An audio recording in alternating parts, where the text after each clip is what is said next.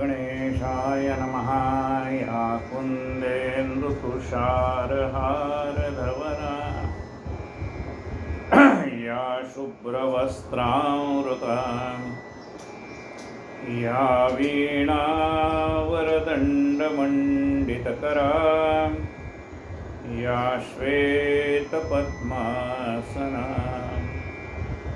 या ब्रह्माच्युतशङ्करः प्रभृतिभिर्देवैः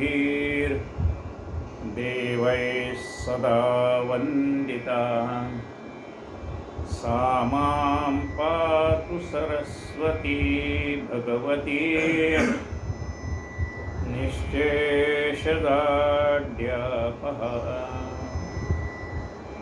मूकं करोति वाचालं पंगुं लंघयते गिरिं यत्कृपातमहं वन्दे परमानन्दमाधवं। नारायणं नमस्कृत्यं नरं चैव नरोत्तमं देवी सरस्वतीं व्यासं ततो जयमुनिमुदीरये। वसुदेवसुतं देवं कंसचाणूरमर्दनं देवकी परमानन्दं कृष्णं वन्दे जगद्गुरुं। गुरुर्ब्रह्मा गुरुर्विष्णु गुरुर्देवो महेश्वरः गुरुः साक्षात्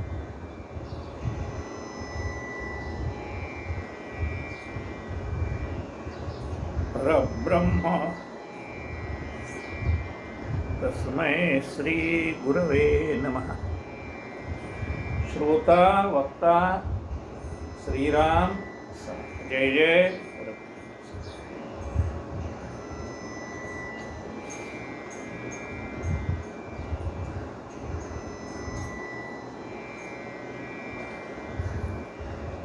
आपण जे प्रवचन करतो म्हणा, काही आपल्या हातनं एखादं कार्य घडतं म्हणा, ही सगळी भगवंताची इच्छा असते. ज्ञानेश्वर महाराजांनी ज्ञानेश्वरी पूर्ण लिहिली आणि शेवटी आपल्या गुरुला ते सांगतात, किंबहुना तुमचे केले धर्म कीर्तन हे धर्म कीर्तन हे सिद्धी नेले एथ माझे जीवले पायी गपणस. निवृत्तीनाथांना म्हणतात की हे किंबहुना तुमचे केले. तुमचे केले याचा अर्थ काय? तुमच्यामुळे केले, तुमच्या कृपाशीर्वादामुळे केले. किंबहुना तुमचे केले, तुम्ही केलं म्हणून हे घडलं. तुम्ही जर माझ्यावर कृपा केली नसती तर एवढा मोठा ज्ञानेश्वरीसारखा ग्रंथ निर्माण झाला असता का? किंबहुना तुमचे केले धर्म कीर्तन हे सिद्धी नेले एथ माझे जे उरले पायिक. पण या ठिकाणी मी पायिक आहे तुमचा. तुकाराम महाराजांना विचारलं की एवढं तुम्ही सुंदर कीर्तन करता, श्रोते मंत्रमुग्ध होऊन जातात. तुकाराम महाराजांनी हात जोडून सांगितलं, कायम्या पामरे बोलावी उत्तरे परी त्या विश्वंभरे बोलविले. परी त्या विश्वंभरे बोलविले. कायम्या पामरे बोलावी उत्तरे परी त्या विश्वंभरे बोलविले. साळुंकी मंजुळ बोलतसे वाणी बोलविता धनी वेगळाचे. आपल्या मुखातनं तो परमात्मा सांगत असतो. बोलविता सांगितले ना गीतेमध्ये कृष्णाने, म्या वे बोलविल्या वेदू बोले. माझी इच्छा असेल तर वेदातला अर्थ तुम्हाला कळेल. म्या बोलविल्या वेदू बोले. जे वेदामध्ये जे काही सांगितलेलं आहे ते केव्हा आपल्या मुखातनं बाहेर पडेल, म्या बोलविल्या वेदू बोले. माझी इच्छा असेल तर ते तुमच्या मुखात बाहेर पडेल, नाही तर नाही. संत तुकाराम महाराज म्हणतात, वेदाचा तो अर्थ आम्हासीच ठावा, एरानी वहावा भारमाथा. त्यातलं मतितार्थ जाणून घेतलंय, वेदामधलं तत्वज्ञान संतांनी जाणून घेतले. दासबोध ग्रंथ पूर्ण झाला आणि दासबोध ग्रंथ पूर्ण झाल्यानंतर लोक म्हणायला लागले, वा वा महाराज आपल्या हातून केवढा मोठा ग्रंथ झाला. समर्थ त्यांना सांगतात, सकळ देहाचा झाडा केला, तत्व समुदाय उडाला, तेथे कोण्या पदार्थाला पुरे म्हणावे श्रीराम. अरे आपल्या शरीरामध्ये असलेल्या 25 तत्वांचा झाडा केला. म्हणजे ही 25 तत्व काय आहे ती तुम्हाला समजावून सांगितली, आणि तरीही तुम्ही मला म्हणता की तुम्ही ग्रंथ केला. सकळ देहाचा झाडा केला, तत्व समुदाय उडाला, तेथे कोण्या पदार्थाला आपुले म्हणावे श्रीराम. ऐसी ही विचाराची कामे, उगेच भ्रमोने भ्रमे, जगदीश्वरे अनुक्रमे सकळ केले. तो परमात्मा सर्व करून घेत असतो, आणि म्हणून त्याच्या इच्छेने आज आता आपण गजानन ग्रंथावर चिंतन करतो, म्हणतो तो आपलं काय, ते जसं सांगतील तसं बोलायचं. आपल्या पदरचं काही नाही आहे, जे ग्रंथात आहे ते वाचून सांगायचं. त्यावेळी स्फुरणारा अर्थ हा स्वामींनी सुचवलेला असतो. आपल्या पदरचं काय असतं, मी तो हमाल भारवाही असं म्हणतो. आपला गजानन ग्रंथातला 12वा अध्याय सुरू.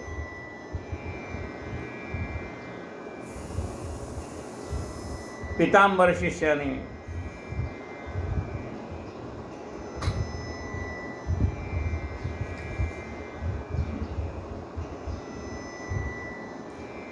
वठलेल्या आंब्याला पालवी फोडली.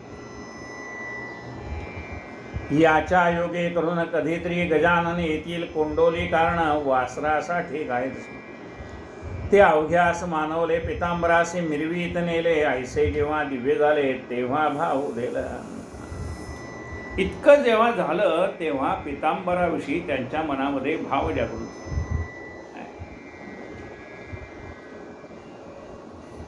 म्हणून म्हणतात, चमत्काराशिवाय नमस्कार नाही. तो चमत्कार घडला आणि मग त्याचा अधिकार बघा. संत काय करतात, आपल्या शिष्याचा अधिकार वाढवतात.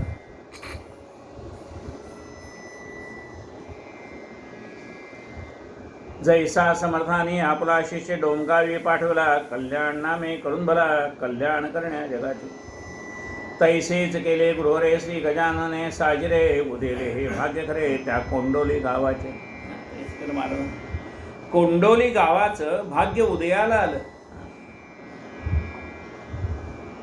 श्रोते अजूनपर्यंत तो आंबा आहे कोंडोलीत, इतरापेक्षा असंख्यात फळेही ती तयाला. त्या पितांबराचे भजने कोंडोली गाव लागला जाणे, जेथे जाईल हिरकणी तेथे ती मोल पावे.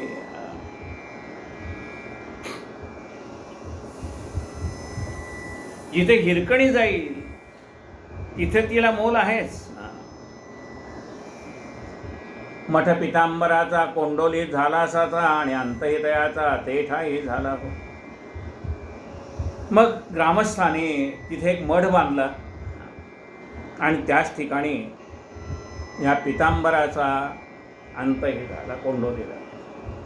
आता इकडे शेगावात महाराज आपल्या मठात केली उद्विग्ध चित्त होऊन बसले. शिष्य त्यांचे कारण पुसू लागले करजोडून, महाराज आपले मन काहो अस्थिर झाले. श्री गणेशाय नमः. महाराज आज आपलं हे चित्त उदास का दिसतंय, काही पाहिजे का आपल्याला? ताई महाराजवरले लोकाला आमचा कृष्णा पाटील गेला, जो चिकन सुपारी आम्हाला रोज आणून देत असे. आमचा कृष्णाजी पाटील गेला, तो रोज भक्तिभावाने आम्हाला चिकन सुपारी आणून देतो. त्याची झाली आठवण, राम त्याचा मुलगा लहान, आता सुपारी चिकन कोण देतो या ठाया. अजून त्याचा मुलगा कृष्णाल पाटील लहान आहे. कोण दिला तर आम्हाला चिकन सुपारी? राम थोर झाल्यावरी करील माझी चाकरी, म्हणून मी या मठांतरी आता ना तयार राहावया. आता राम मोठा झाल्यावर इथं सेवा करेल. आता या मठात माझं मन लागत नाही. ऐसे महाराज बोलता जना लागली चिंता. महाराजांचा विचार आता दिसतो इथून जाण्याचा. लोकांनी विचार केला आता महाराज कदाचित शेगाव सोडून इतर कुठे जातील, म्हणून कसेही करून जाऊन द्यावे. त्या कारणात चला पंढरीचरण महाराजांचे एवढा. सगळे आधी महाराजांना प्रार्थना केली की महाराज ऐसा विचार मिळून केला. मंडळी आली मठाला. श्रीपतराव बंकटलाला ताराचंद मारुती. मंडळीने धरले चरण महाराज आम्हा सोडून, तुम्ही आपले ठिकाण राहण्याचे अन्न करू नये. सर्वांनी सांगितलं महाराज आपण दुसरे ठिकाणी जाण्याचा विचारही मनात आणू नका. तुमची इच्छा असेल जेथ तेथेच राहा शेगावात, परी सोडण्याचे मनात ग्राम हे आणू नका. तुम्हाला पाहिजे तिथं शेगावात कुठेही राहा, पण शेगाव सोडून जाण्याचा विचार करू नका. तै महाराज वाणी निघाली तुमच्या गावात आहे दुफळे, मला कोणाची जागा मुळी नको येथे राहावया. तुमच्या गावात भांडणं आहेत म्हणा. अशा दुफळीच्या ठिकाणी म्हणजे भांडणाच्या ठिकाणी मला राहावं असं वाटत नाही. जी कोणाची नसेल ऐशी जागा जरी द्याल. पाटलांच्या जागेत राहायला गेलो तर देशमुखाला असं वाटतं की त्यांनी आमच्याकडे यावं. देशमुखांच्या जागेत राहायला गेलो तर पाटलाला वाटतं आमच्या जागेत त्यांनी राहायला यावं. जी कोणाची नसेल ऐशी जागा जरी द्याल तरीच राहणे होईल माझे आशेगार. जी कुणाची नाही अशी जर जागा तुम्ही मला द्याल तर त्या ठिकाणी मी राहील. ऐशी गोष्ट ऐकली तेव्हा मंडळी चिंतावरी. समर्थाने आज्ञा केली मोठ्या पेचाची आपण. आता त्यांनी विचार केला बघा, गावात कुठेही महाराजांनी अरे यायचं म्हटलं तर ती कुणाच्या तरी मालकीची असणार, आणि तो मनुष्य कुणाच्या तरी बाजूचा असेल. एक तर तो पाटलांच्या बाजूचा असेल, नाही तर तो देशमुखांच्या बाजूचा असेल. मग कुणाचीच नाही अशी जागा म्हणजे कुठली आली तर सरकारी जागा आली. आणि सरकार तर जागा देईल याचा काही भरोसा नाही. कोणाच्या जागेत राहण्या तयार नाही तर सरकार यांच्या प्रित्यर्थ जागा ती देईल कशी. भूषण आपल्या साधूचे सरकारास नाही साचे. बंकटलाल बोलला वाचे ऐसे संकट घालू नका. महाराज आपलं महत्त्व जेवढं आम्हाला कळत आहे तेवढं सरकारला कळणार नाही. त्यामुळे आम्ही जरी विनंती केली तर सरकार मान्य करणार नाही. सरकार धार्मिक कृत्याला जागा देईल हा नवरला. भरवसा तो आम्हाला हे राज्य परक्याचे. अहो म्हणाले सरकार आमच्या जागेला मंदिराला जागा देईल असं वाटत नाही. हे राज्य परक्यांचे. अहो म्हणाले दुसऱ्याचं राज्य आहे, सरकार कशाला आपल्याला जागा देईल.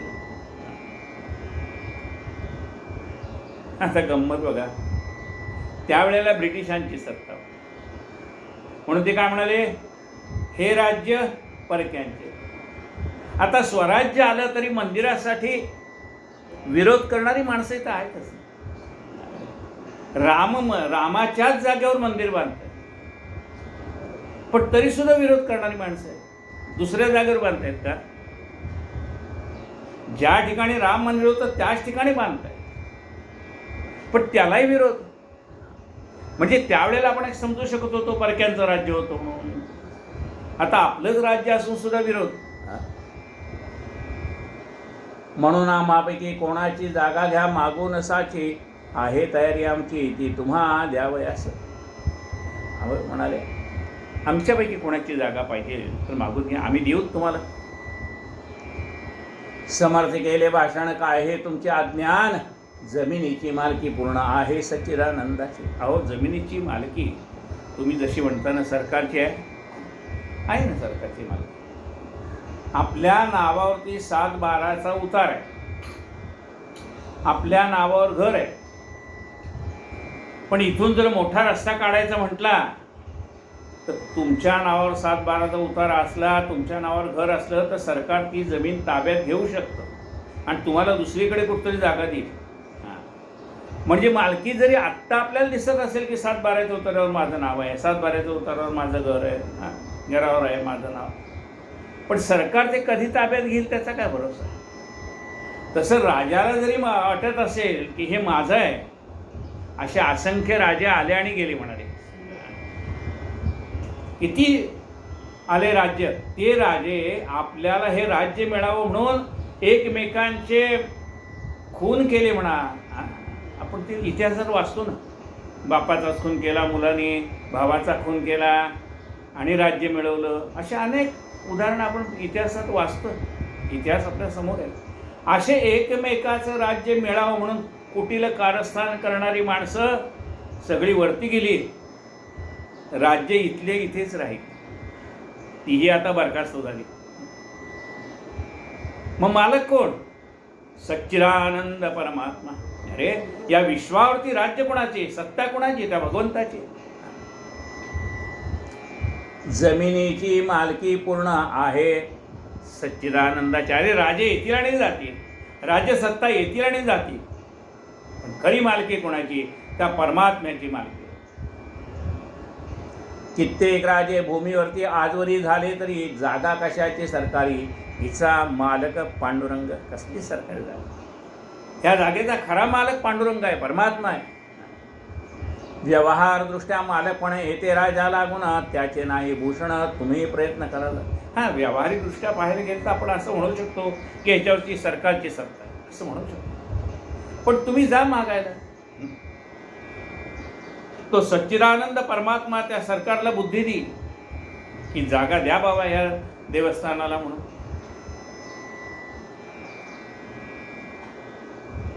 जागा मिळेल प्रयत्न करता, पुढे नका बोलू आता, हरिपाटलाच्या आता यश येईल निसंशय. जा म्हणाले.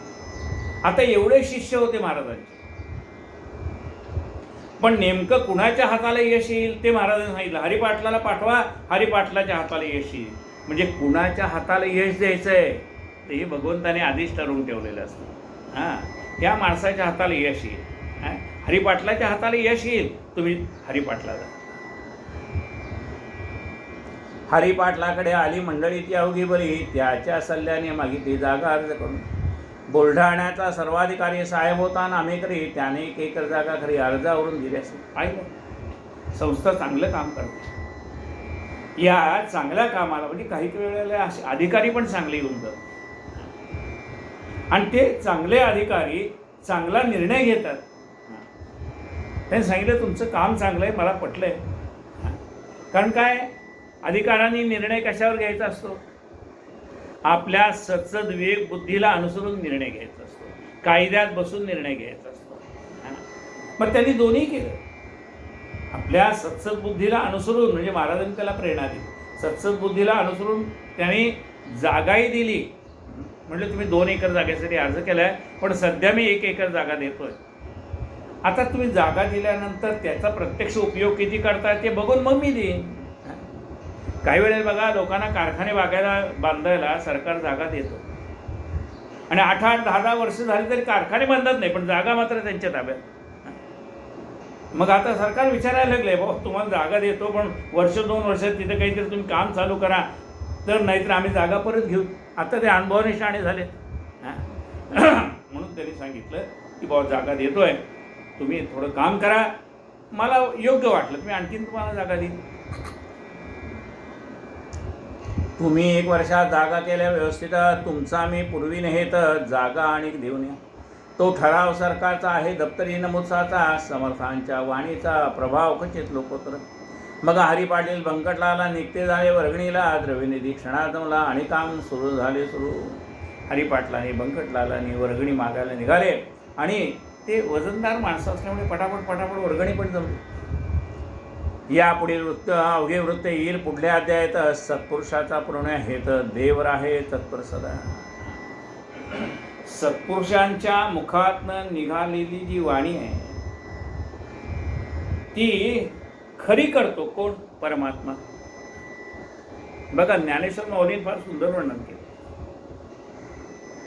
मग तिही जे जे करावे ते मजसी पडले आघवे. जैसे अजात पक्षाचे निनावे पक्षिणीजी. ज्याप्रमाणे अजात पक्षाचे निनावे पक्षिणीजी. अजात पक्षी म्हणजे कोण? ज्याला अजून पंखही फुटलेले नाहीत असा पक्षी अजात आहे. त्याला स्वतःला धड चोचे उघडता येत नाही. मग ती चिमणी येते, त्याची चोच उघडते, त्याच्यात दाणा घालते. मग ती पक्षीण जशी आपल्या पिल्लाला चारा घालते कुठपर्यंत? त्याला पंख फुटेपर्यंत. एकदा का पंख फुटले की तो त्याचं कमवायला समर्थ आहे, आणायला समर्थ आहे. पण तोपर्यंत काळजी कोणाला घ्यायची? याला घ्यायची. मग तो काळजी घेतोय कोण? परमात्मा. कसली काळजी घेतोय? मग तिही जे जे करावे. मग तिही म्हणजे त्या संतांना जे जे करावं असं वाटतं. मग तिही जे जे करावे ते मजसी पडले आगवे. भगवंत म्हणतात ते मलाच करावं लागतं. ते संकल्प करून काही शब्द देऊन मोकळे होतात, पण त्याची सगळी पूर्तता मलाच करावी लागते. मग तिही जे जे करावे ते मजसी पडले आगवे. जैसे अजात पक्षाचे निनावे पक्षिणी जे श्रीराम.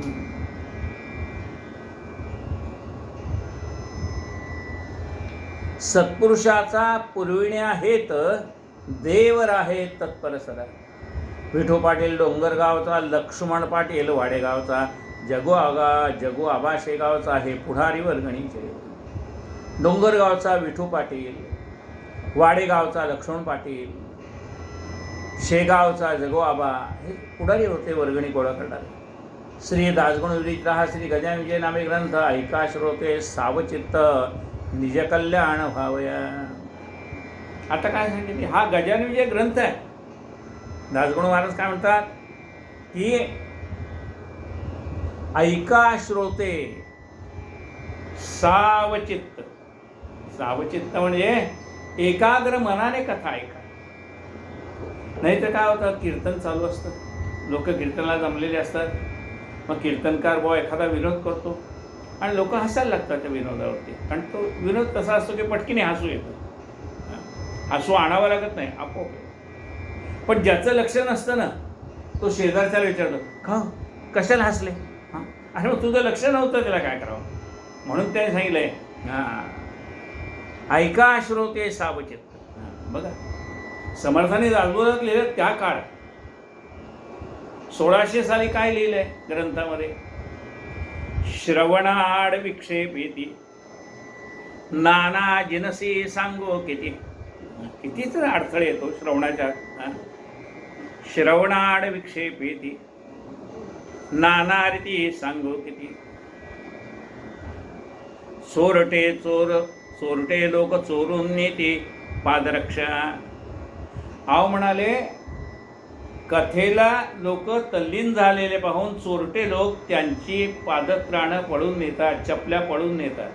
चोरटे लोक चोरून नेती पादरक्षा. ते कथा ऐकायला आलेलेच नसतात, चपल्या चोरायला आलेले असतात, ते घेऊन जातात.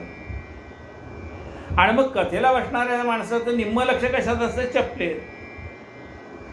म्हणून असं म्हटलं की कथा कीर्तनाला जाताना जुन्या चपल्या घालून जाव्यात आणि येताना दुसऱ्याच्या नवीन घालून याव्यात. असं आहे का? नाही.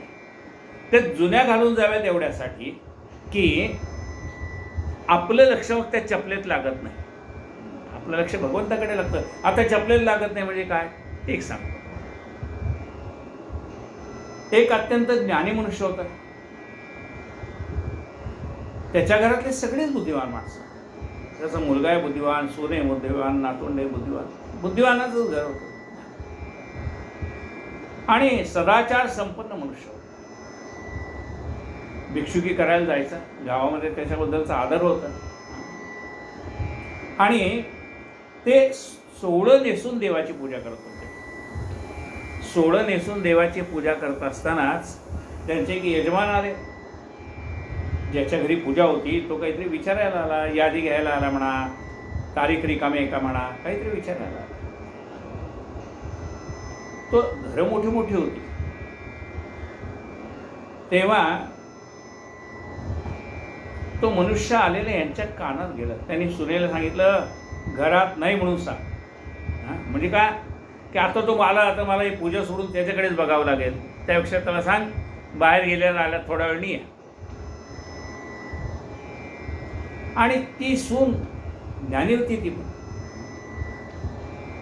तेव्हा तिने बाहेर कुठं गेलेत असं न सांगता काय सांगितलं, हा तुम्ही आमच्या सासऱ्यांकडे आलेले आहात ना, तर सासरे आत्ता घरात नाही, आत्ता कुठे आहेत, चपल्या दुरुस्तीला टाकलेत, त्या चपल्याच्या दुकानात आहेत म्हणाले,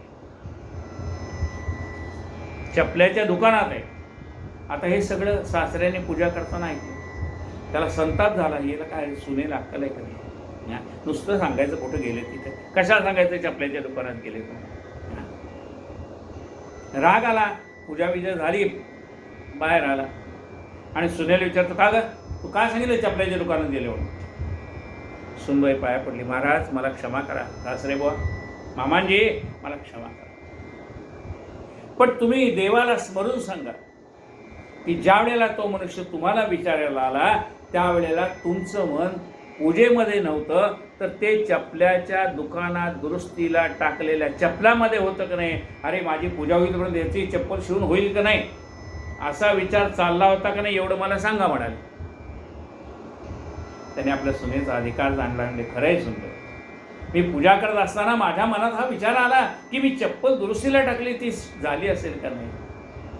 म्हणजे तुम्ही देहाने जरी देवघरात आहे, सोळं ओळं नेसलेलं आहे, पण तुमचं मन कुठे गेलं. देवाला तुमच्या देहाशी काही कर्तव्य नाही, ते सोहळ्यात आहे का साध्या वस्त्रात आहे, देवाला किंमत नाही. देवाला तुमच्या मन कुठं आहे त्याची महत्त्व आहे. देहाने तुम्ही देवळात बसला, मन घरी, काय कामाचं आहे. प्रपंच देहाशिवाय चालत नाही, प्रपंचात देह महत्वाचा आहे. म्हणजे तुम्ही ऑफिसमध्ये गेल्यानंतर काहीही काम नाही केलं, नुसते मस्टरवर सही केली आणि टिवल्या वावल्या करत असं, याच्याच गप्पा मार, त्याच्या गप्पा मार, चहा प्यायला जाऊन ये, कुणी आलं तर सांगा मी गेलो आहे कामावरती, असं सांगून संध्याकाळी याचं पुन्हा थंब म्हणा, सही म्हणा करायची, इतक्या वेळ मी कामात होतो. आता विचार करा, हा मनुष्य देहाने कामात कुठं आहे, ऑन ड्युटी, काम काडीचंही करत नाही, पण महिन्याला पगार नक्की आहे करे, कारण इथे देहाला महत्त्व आहे. थोडंफार इकडे तिकडे करायचं लोकांना दिसण्यापुरतं, बाकी म्हणजे बाकीची माणसं जसं मानेवरती खडा ठेवून काम करतायत तसा मनुष्य करत नाही, पण तरीसुद्धा त्याचा पगार चालूच. मग एके दिवशी महिनाभर तो कामावर गेला आणि महिन्यानंतर आला आणि मालकाने सांगितलं माझा पगार द्या. मालक म्हणले कसला पगार, तू तर महिनाभर इथं आला नाहीस. नाही म्हणला, मी महिनाभर घरून नुसतं मनाने कल्पना करत होतो की आता मी निघालोय, रिक्षात बसलोय, ऑफिसमध्ये आलोय. ते म्हणले बघ, इथे मन लागत नाही, इथे देह लागतो.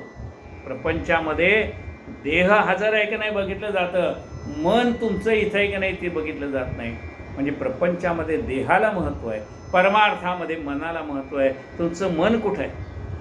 म्हणून ते काय म्हणतात बघा, ऐका श्रोते सावचित्त. तुम्ही कथा ऐकताय ना, तुमच्या मनाची एकाग्रता आहे का नाही ती पहा. ती एकाग्रता असेल तर उपयोग आहे, नाही तर कथेला बसलंय आणि गॅसवर दूध ठेवून आलेत, हो गेलं गेलं गेलं गेलं. अरे कथा ऐकताना तर सगळं चार गोष्टी बाजूला ठेवून ऐका ना, तर तुम्हाला त्या कथेतला आनंद मिळेल. 10 ठिकाणी मन गुंतलेलं असलं तर कथेतला आनंद कसा मिळेल. ऐका श्रोते सावचित्त. कशासाठी एकाग्रपणे ऐकायचं आहे, निज कल्याण व्हावया, आपल्या कल्याणासाठी ऐकायचं आहे. भगवंताच्या कथा कशासाठी ऐकायच्या, आपल्या ह्या जीवाचं कल्याण व्हावं म्हणून ह्या कथा आहेत. शुभम भवतु श्री हरिहरार्पणमस्तु श्री गजानन विजय ग्रंथस्य 12ोऽध्याय श्री गजाननार्पणमस्तु. श्री गणेशाय नमः. हे संतवरदा श्रीधरा, हे दयेच्या सागरा, हे गोप गोपी प्रियकरा, तमाल नीला पावहरी. भगवंता तू संतावरती कृपा करणार आहे, तू दयाळू आहेस, गोपगोपींना तात्काळ पावणार आहेस. तुझे ईशत्व पाहण्याकरता जेव्हा झाला विधाता, गाई वासरे चोरिता यमुना तटी गोकुळात. देवा, तुझी परीक्षा पाहायचं ठरवलं कुणी? ब्रह्मदेवाने. बघा काय म्हटलं, तुझे ईशत्व पाहण्याकरता जेव्हा झाला विधाता, विधाता म्हणजे ब्रह्मदेव, तुझी परीक्षा पाहायचं असं कोणी ठरवलंय? ब्रह्मदेवाने. गायी वासरे चोरिता यमुना तटी गोकुळात. त्या ब्रह्मदेवाने काय केलं? भगवान गोपाळ कृष्ण हे पूर्ण अंशाने अवतीर्ण झालेले आहेत का अंशात्मक अवतीर्ण झाले, त्याला पाहायचं होतं. बघा, पूर्ण अंश म्हणजे काय आणि अंशात्मक म्हणजे काय? तर अग्नीचं पूर्ण रूप म्हणजे सूर्यनारायण. आपण त्याच्यापासून किती लांब आहोत? 9,30,00,000 वर्ष, प्रकाश वर्ष एवढ्या अंतरावर, बरोबर. पण इथे 12 वाजता पृथ्वीवर उभारला तरी चटके वाजतात, जवळ गेलं तर राखच होईल. मग ह्या अग्नीचं सूक्ष्म रूप कुठलं आहे? उद्बत्तीचं अग्नी. म्हणजे अग्नी दोन्हीकडे एकच आहे, पण हा सूक्ष्म रूपाने आहे, त्यामुळे त्याचा चटका लागला तरी काही वाटत नाही. अग्नी सूक्ष्म रूपाने. तसा हा परमात्मा आपल्या देहामध्ये सूक्ष्म रूपाने आहे, पूर्णांशाने नाही. मग तो श्रीकृष्ण परमात्मा मनुष्य रूपाने अवतीर्ण झालाय का प्रत्यक्ष परब्रह्मच अवतीर्ण झालाय, हे पाहायचं होतं.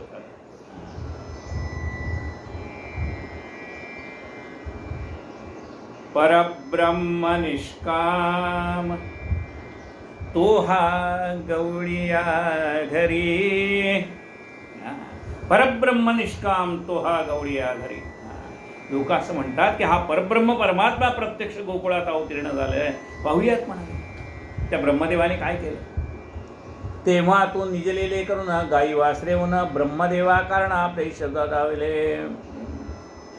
ब्रह्मदेवानी एकदा भगवान गोपालकृष्ण गाई चारायला गेले होते. गाई लांब गेल्या, अजून परत येत नाही, म्हणून गोपाला सांगितलं जा रे गाईना घेऊन या.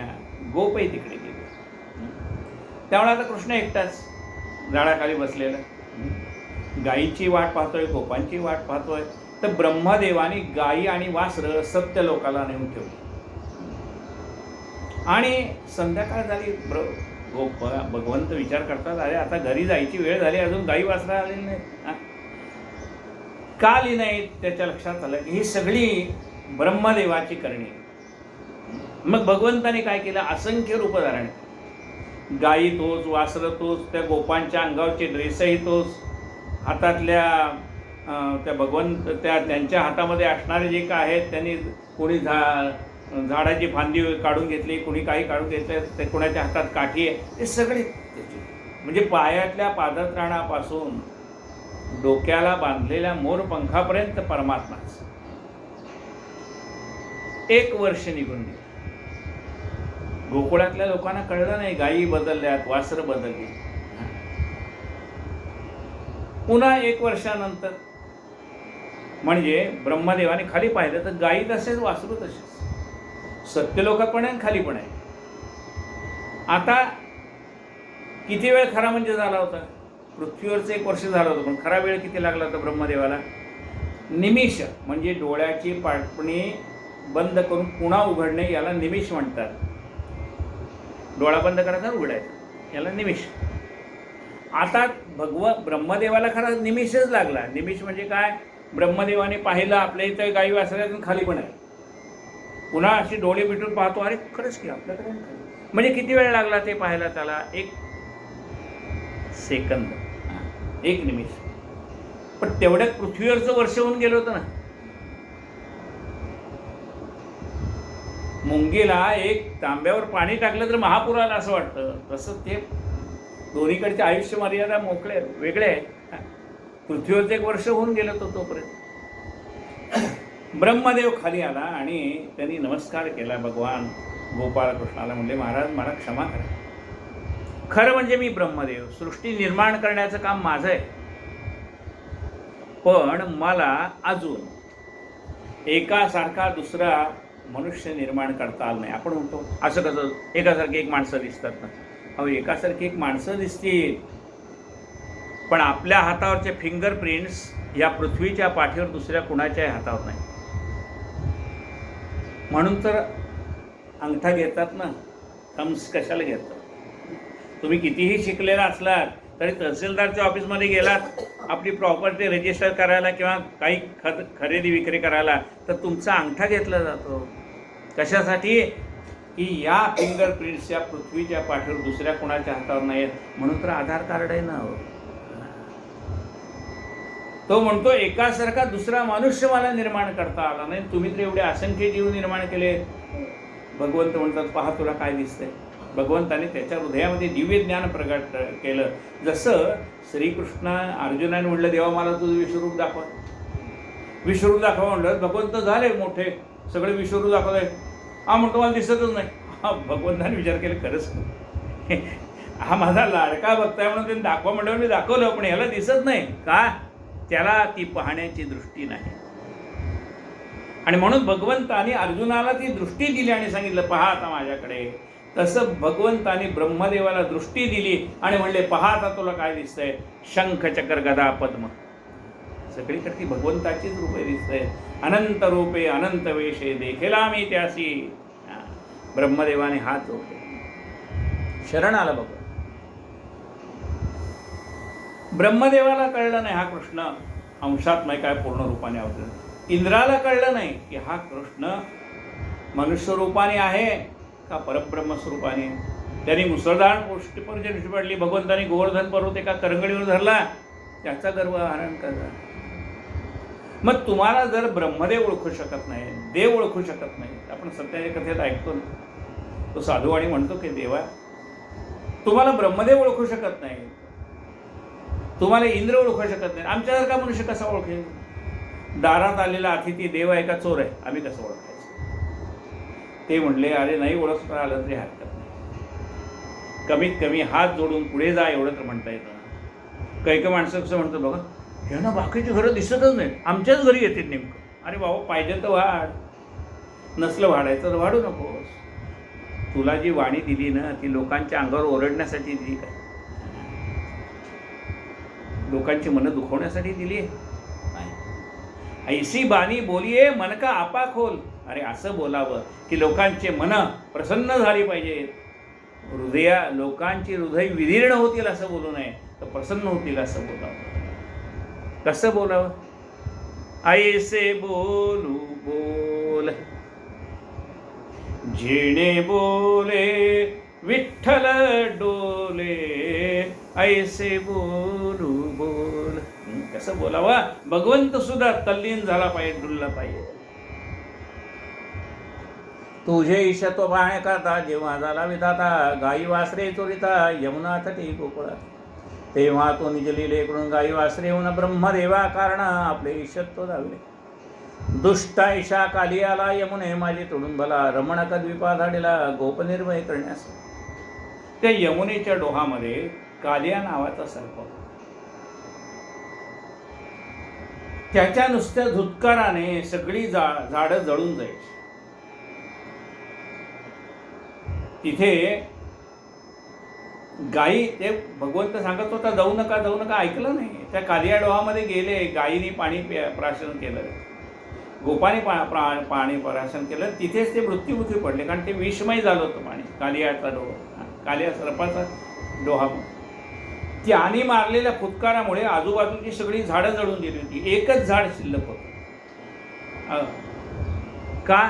तर त्याच्यावरती अमृतकुंभ घेऊन जाताना कदंब वृक्षावरती त्या गरुड बसलेला होता आणि त्याचा एक थेंब त्या झाडावर पडलेला असल्यामुळे तेवढे एकच झाड जिवंत होतं. भगवंत त्याच्यावर चढले.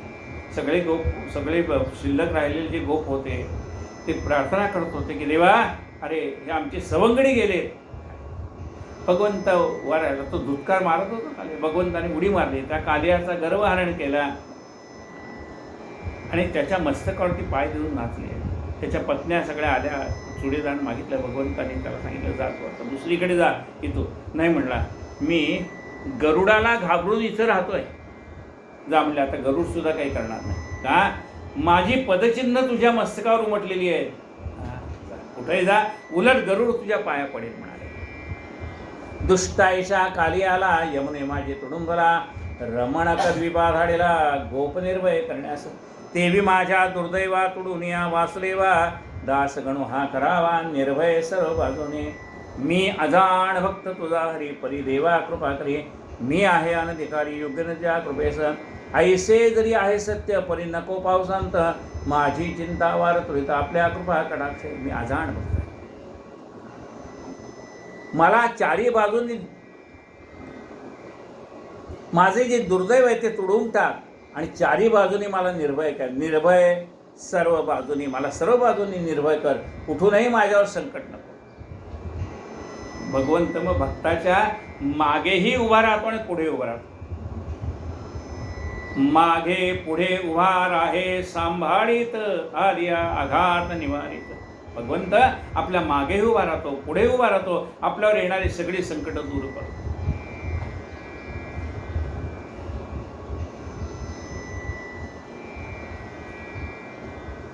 निर्भय सर्व बाजूनी, दास गणू हा करावा निर्भय सर्व बाजूनी. मी अजाण भक्त तुझा हरी, परी देवा कृपा करी. देवा मी तुझा अज्ञानी भक्त आहे, पण माझ्यावर तू कृपा कर, मी तुला शरण आलोय ना.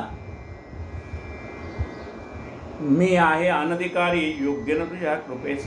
मी अनधिकारी आहे, तू कृपा करण्या इतका मी लायक नाही, तरी सुद्धा माझ्यावर कृपा कर. ऐसे जरी आहे सत्य परी नको पावसांत, माझी चिंता वार त्वरित आपल्या कृपा कटाक्ष. आता नाही राहिलेला कथाभाग आपण आता उद्या ऐकूया. आपल्याला 40 मिनिटाचं एक टार्गेट आहे, कारण काय कालच्या ह्याच्यात आपली आरती राहून गेली आणि गायन वाचा पण राहून गेलं, कारण तोपर्यंत तो भाग संपलेला होता, आणि तेवढ्यासाठी पुन्हा नवीन भाग टाकण्यात काय अर्थ नव्हता. म्हणून मी आरती म्हणून घेतली आणि गायन वाचा म्हणून घेतलं. कायेन वाचा मनसेंद्रियर्वा, बुद्ध्यात्मना वा प्रकृती स्वभावा, करोमि यद्यं सकलं परस्मै, नारायणायति समर्पयामि. अच्युतं केशवं रामनारायणं, कृष्णदामोदरं वासुदेवं हरे, श्रीधरं माधवं गोपिकावल्लभं, जानकीनायकं रामचन्द्रं भजे.